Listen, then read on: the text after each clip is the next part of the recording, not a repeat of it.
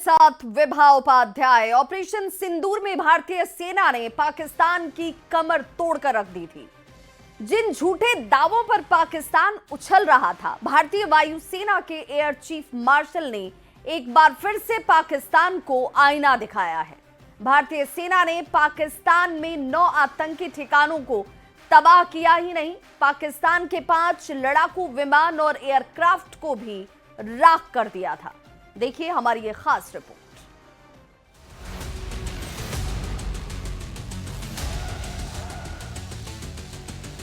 Operation सिंदूर के दौरान पाकिस्तान को मिली बड़ी चोट। पाकिस्तान के 5 फाइटर जेट, 1 एयरक्राफ्ट हुआ तबाह।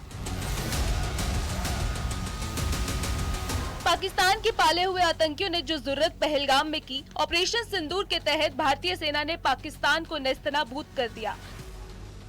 महज 20 मिनट के मिसाइल अटैक में पाकिस्तान की धज्जियां उड़ गई। इंडियन आर्मी ने उसके एयरबेस राख कर दिए।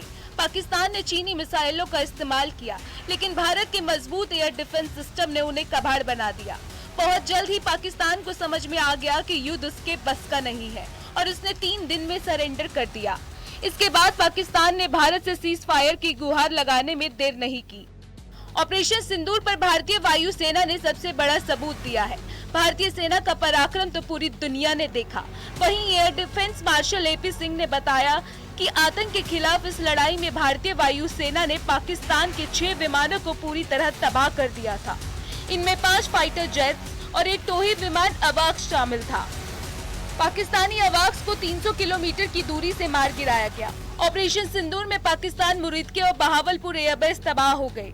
बहावलपुर में आतंकी संगठन जैश-ए-मोहम्मद के हेडक्वार्टर की पहले और नुकसान के बाद की तस्वीरें दिखाई। 7 मई को जिन 9 ठिकानों पर हमला हुआ था, उनमें से एक लश्कर-ए-तैयबा का मुख्यालय मुरीदके भी था।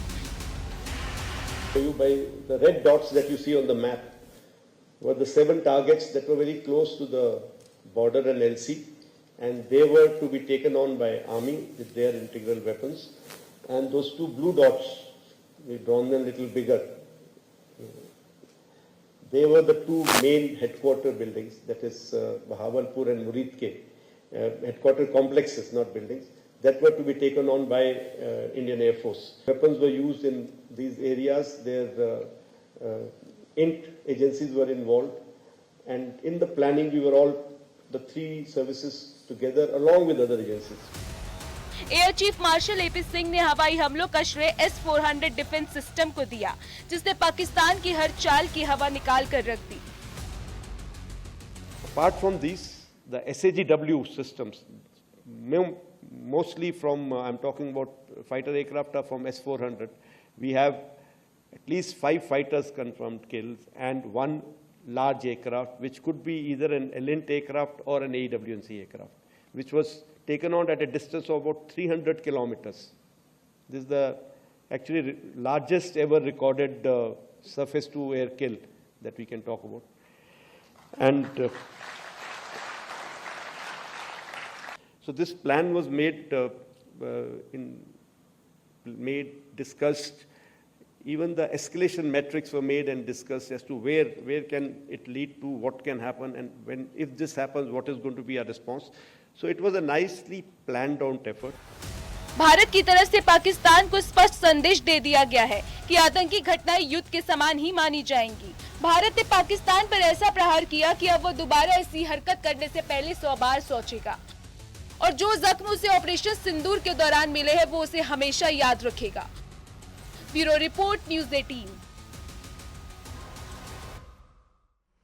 तो रक्षा मंत्री राजनाथ सिंह ने कहा कि पहलगाम की घटना के बाद उन्होंने मान लिया था कि भारत शांत बैठ जाएगा। प्रधानमंत्री का संकल्प था कि हम इसका मुंहतोड़ जवाब देंगे। ऐसी कल्पना भी नहीं की जा सकती थी कि धर्म पूछकर मारेंगे। हम किसी की हत्या में विश्वास नहीं करते हैं। हमने ठान लिया था कि हम धर्म पूछकर नहीं मारेंगे, हम उनका कर्म देखकर मारेंगे, और हमने कर्म देखकर ही मारा है। 10 मई की सुबह जब भारतीय वायुसेना ने पाकिस्तान की मल्टीपल एयरफील्ड्स पर करारा प्रहार किया, तो पाकिस्तान ने हार मान ली है, अध्यक्ष महोदय, और हॉस्टिलिटी और हॉस्टिलिटी रोकने की कोशिश की। अब रोक दीजिए महाराज। उन्होंने एक कोशिश की, हमारे डीएमओ से बात की, महाराज अब रोक दीजिए, बहुत हो गया। यह पेशकश इस कैबिनेट के साथ स्वीकार की गई थी। सुने, रुकिए तो रुकिए, बता दूंगा, बता दूंगा। अब बैठ तो आपको मौका मिलेगा। यह क्यों रुका, इसका पहले ही मैं पूरी तरह से वर्णन कर चुका हूं। अध्यक्ष महोदय, मैं नेता प्रतिपक्ष को बहुत सम्मान के साथ कहना चाहता हूं कि कृपया एक बार मेरा पूरा भाषण पूछ लें। आपको प्रश्न पूछने की पूरी आजादी है, आप पूछ सकते हैं, मैं उसका उत्तर दूंगा।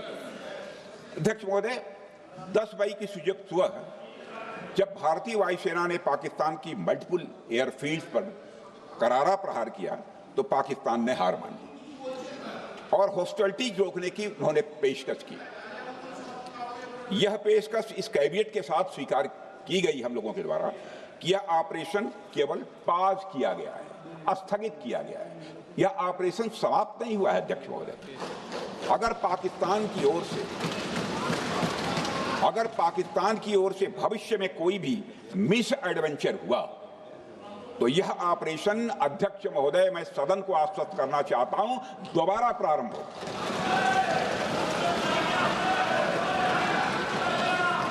अध्यक्ष महोदय, भारतीय वायुसेना के जबरदस्त हमलों, नियंत्रण रेखा पर थल सेना की मजबूत जवाबी कार्रवाई और नौसेना के हमलों के डर ने पाकिस्तान को झुकने के लिए मजबूर कर दिया। अध्यक्ष महोदय, और पाकिस्तान की हार उनकी एक सामान्य विफलता नहीं थी, बल्कि यह उसके सैन्य बल और मनोबल या दोनों की एक हार थी। 10 मई को पाकिस्तान के डीजीएमओ ने भारत के डीजीएमओ से संपर्क किया और सैन्य कार्रवाइयों को रोकने की अपील की। मैं सदन में यह बात फिर से दोहराना चाहूंगा कि पाकिस्तान के डीजीएमओ ने भारत के डीजीएमओ से संपर्क किया और सैन्य कार्रवाइयों को रोकने की अपील की। 12 मई को दोनों देशों के डीजीएमओ के बीच औपचारिक संवाद हुआ और दोनों पक्षों ने सैन्य कार्रवाइयों पर विराम लगाने का निर्णय लिया। तो ऑपरेशन सिंदूर पर प्रधानमंत्री नरेंद्र मोदी ने कहा कि पूरी दुनिया ने नए भारत के स्वरूप के दर्शन किए हैं। ऑपरेशन सिंदूर की सफलता के पीछे हमारी टेक्नोलॉजी है।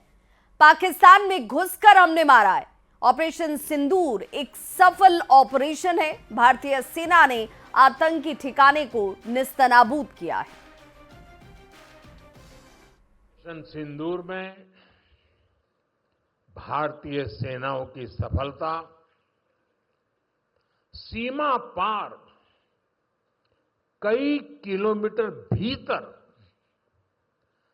आतंकवादी ठिकानों को नेस्त नाबूद करने की ताकत और आतंकवादियों के बचाव में उतरे पाकिस्तान को कुछ ही घंटों में घुटनों पर लाने की हमारी क्षमता पूरी दुनिया ने नए भारत के इस स्वरूप के दर्शन किए हैं। तो ऑपरेशन सिंदूर के 3 महीने के बाद army chief general Upendra Dwivedi ने पाकिस्तान को घेरने की सबसे खतरनाक रणनीति से पर्दा उठा दिया है। जनरल उपेंद्र द्विवेदी ने आईआईटी मद्रास में कार्यक्रम में कहा कि पहली बार ऐसा हुआ कि भारतीय सेना ने पाकिस्तान को ऐसा घेरा कि उन्हें कुछ समझ ही नहीं आया।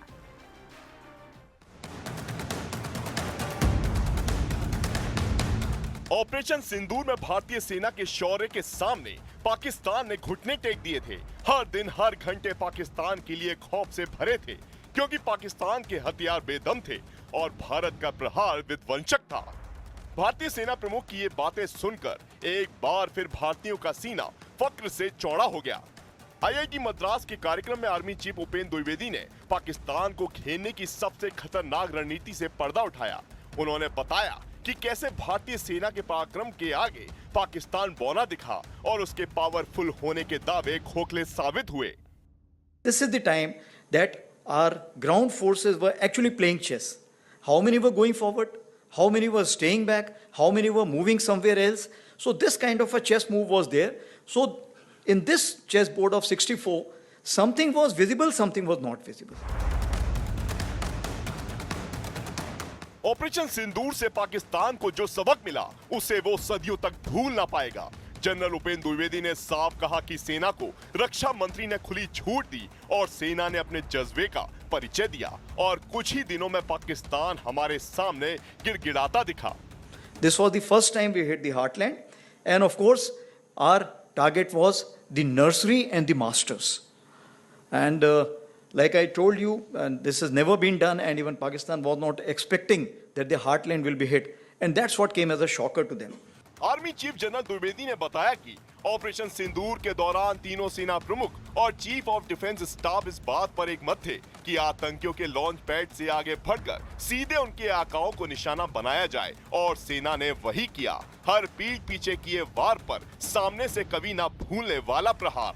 पाकिस्तान ने सपने में भी नहीं सोचा होगा कि भारत इस तरह से सीधे उसके दिल पर हमला कर देगा, उनके गढ़ को तबाह करेगा, उनके मुस्तकिल पर हार की छाप लगा देगा। इसके बावजूद पाकिस्तान ने अपनी जनता में भारत के खिलाफ जीत का भ्रम फैलाया। If you ask to a Pakistani whether you lost or won, you say, my chief has become field marshal, we must have won only, that's why he has become field marshal. इससे पहले वायुसेना प्रमुख air chief marshal AP Singh ने operation सिंदूर के दौरान पाकिस्तान के 6 aircraft को मारने का दावा किया था। That it was, more of high-tech war which was fought. In about 88-90 hours of war, we were able to achieve, so much of damage to their system that it was very clear in their mind that in this current situation, if they continue, they are going to continue paying for it more and more. So they have come forward and sent a message again through DGMO कि हम बात करना चाहते हैं, and which was accepted from our side. And when I say our side, it's not just the Air Force, it's the joint decision that was taken, and it was taken even at the highest level. सेना के मुताबिक पाकिस्तान में 9 आतंकी ठिकानों को तबाह किया, पाकिस्तान के 6 विमान तबाह किए, पाकिस्तान के 5 फाइटर जेट तबाह हुए, पाकिस्तान का अवाक एयरक्राफ्ट तबाह। ऑपरेशन सिंदूर में S-400 गेम चेंजर साबित हुआ। पाकिस्तान में घुसकर मारा, आतंकियों के गढ़ों को नेस्तनाबूद कर दिया, सेना के शौर्य का सबूत दिया और संकेत ये दिया कि ये नया भारत है, ये घर में घुसकर मारता है। तो बाबा बागेश्वर धीरेन्द्र कृष्ण शास्त्री वृंदावन में मशहूर संत प्रेमानंद जी महाराज के समर्थन में उतर आए हैं। बाबा बागेश्वर ने कहा कि लोगों ने बाबा प्रेमानंद जी का विरोध किया तो ये स्पष्ट है कि कुछ लोगों के पेट में समस्या है। उन्होंने कहा कि मुझे ये भी लगा कि इस देश में सत्य बोलना बहुत कठिन है।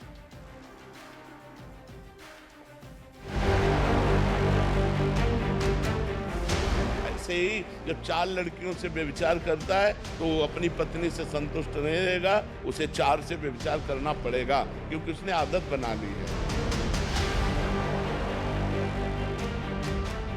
और आज का जमाना बड़ा उल्टा है। पहले साड़ी खींचने पर महाभारत होती थी, आज कोई पहनने को कपड़े कह दी तो महाभारत हो जाए। इस बात पे इंक्वायरी अच्छे से होनी चाहिए कि आइंदा आगे चल के किसी भी महिलाओं को लेके ऐसी बातें ना बोली जाए। इस देश में सत्य बोलना बड़ा कठिन है।